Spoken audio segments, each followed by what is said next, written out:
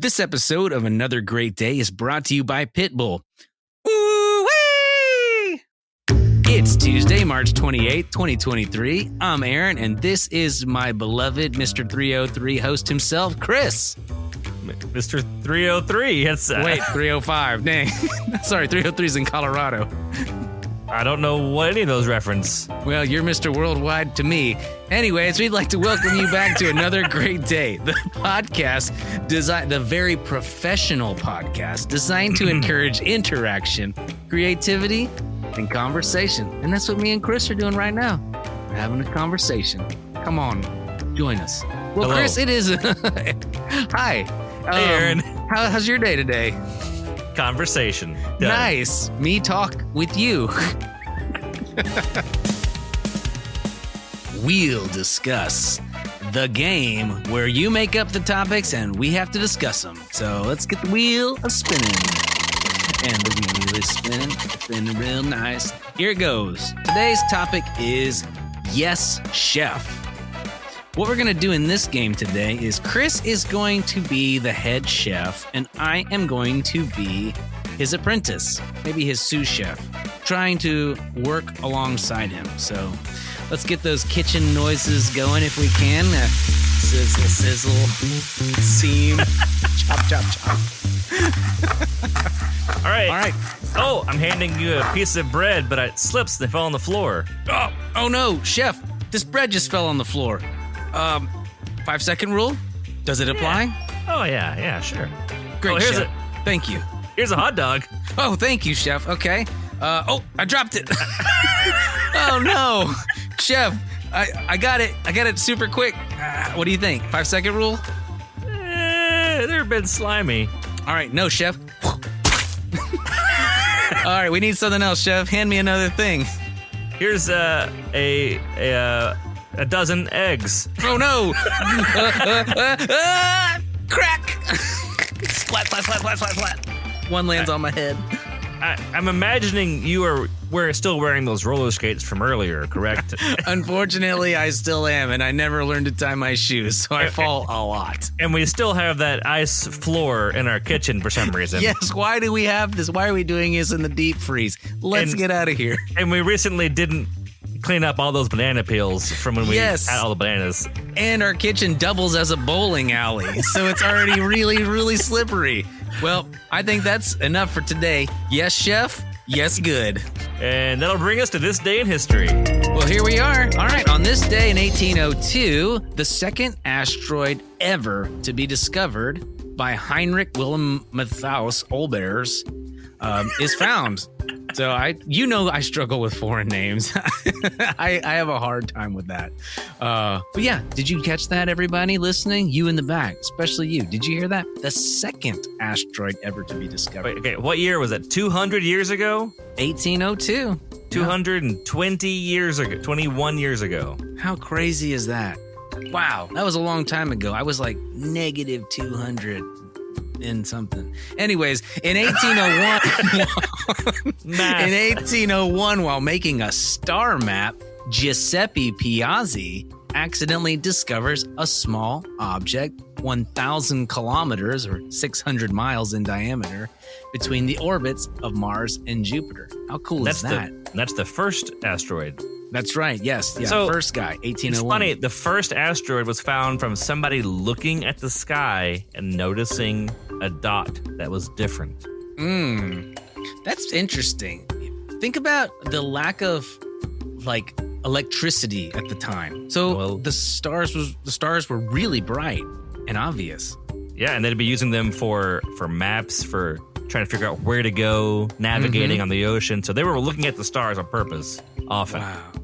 Well, I think we have a first-hand experience of an asteroid. There's a guest coming on the show. Oh, that's right. This is Mr. Asteroid. Let's check in with him. Here we go. Can you hear us? Come in. Hi, guys. It's me, Billy the Asteroid. I'm flying through space, ready for whatever comes my way. Approaching Earth, I'm pulled in by this gravity. Ooh, it's getting warm and I'm heating up as I enter the atmosphere. Oh, I'm like a fiery meteor hurtling towards the ground, leaving a massive impact and explosion as I hit. Sorry, everybody. I tried to aim for the field.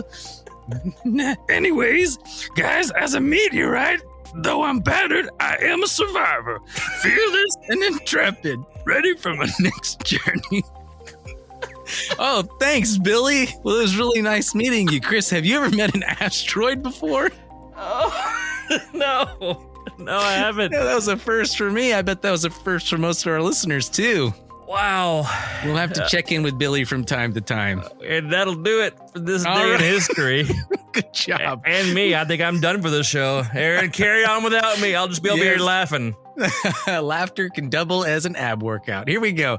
The next segment's called the question of the day. And if you're new to this, we're going to ask a question and encourage you to take a minute and even pause the show and discuss with those around you. Today's question is more of a scenario. Here it goes. Let's say there's a meteor, like Billy, heading towards Earth.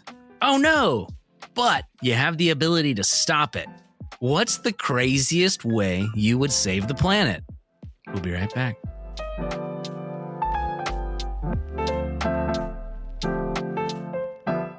All right, welcome back to another great day discussion question of the day. Here we go. We were talking about meteors coming towards Earth, and we've got to be creative in how we stop them.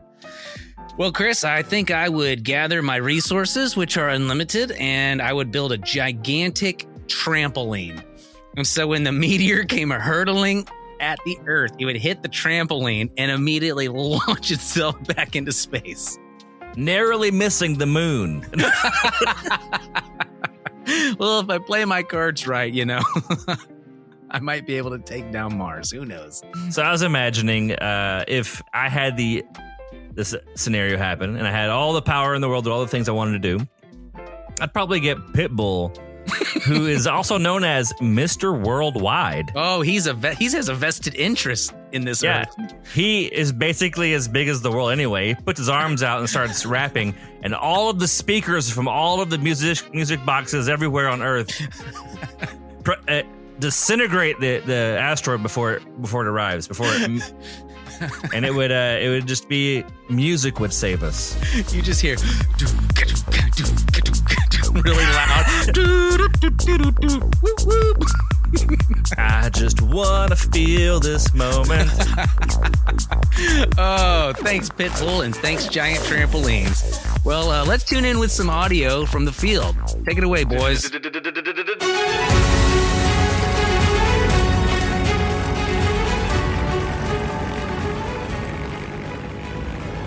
Hello? Who's there? Who? Who? What are you, an owl or something? Wes, how did you get here? You guys have another great day. What are the odds, Chris, you'd run into Wes out in the field this weekend? Well, I don't know, but who would have thought? We'll be right back. Welcome back to another great day. I'm Aaron, and that's Chris, and we're so glad you're here. And this part of our show is called The Word of Wisdom. This is where we'll take a minute to go through a proverb or wise saying and then give you our take. Here we go. Today's word of wisdom comes to us from Proverbs 21:7. The NLT version of the Bible says, "The violence of the wicked sweeps them away because they refuse to do what is just." The violence of the wicked, eh? All right, well, here's our breakdown. Those who persist in sin are likely to be destroyed by their own crimes, meaning those who keep doing the same sins over and over and over again are likely to be destroyed by their own crimes. There's no way for someone to hide their sin from God, and rejecting his truth or refusing to acknowledge his truth, refusing to change your ways, well, that'll lead you to eternal ruin, not just in this life, but in the afterlife as well. So I think that's a great proverb. And that'll do it for today. Let's hit that music and wrap things up.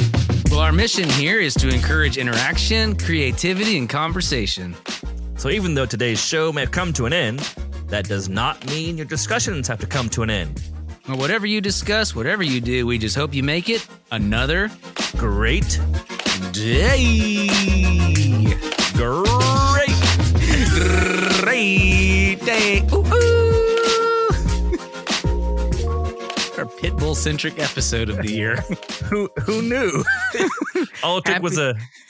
and I have a fun fact here. We don't even need the post-credit scene. But it's perfect. Only applicable for today. So well, let the record show March 27th is Pitbull Day here on Another Great Day podcast next year.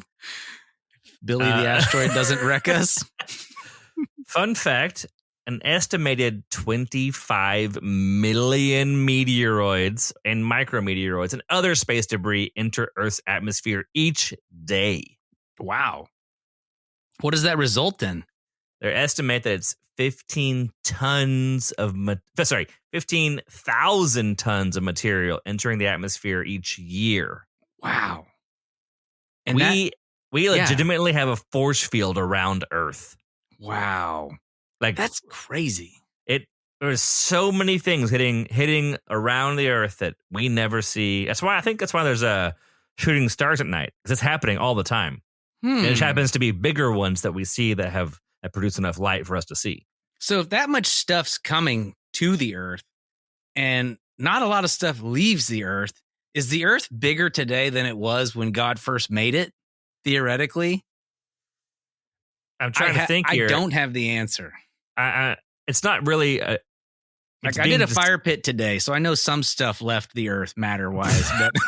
I don't think that's how it works. I'm doing my part. It disintegrates in the atmosphere, and I wonder if it stays in the atmosphere, like as part of it. I don't know. I don't know if it comes down to Earth, the carbon and whatnot, or if it's even carbon, whatever material it is. I don't know. Can I tell you a little bit about my trampoline, that giant trampoline, real quick? Yep. I just had the idea that I'd also put a ton of trash on it so that whenever the meteor hit the trampoline, it would also launch a ton of trash into space, too. You just get rid of it at the same time.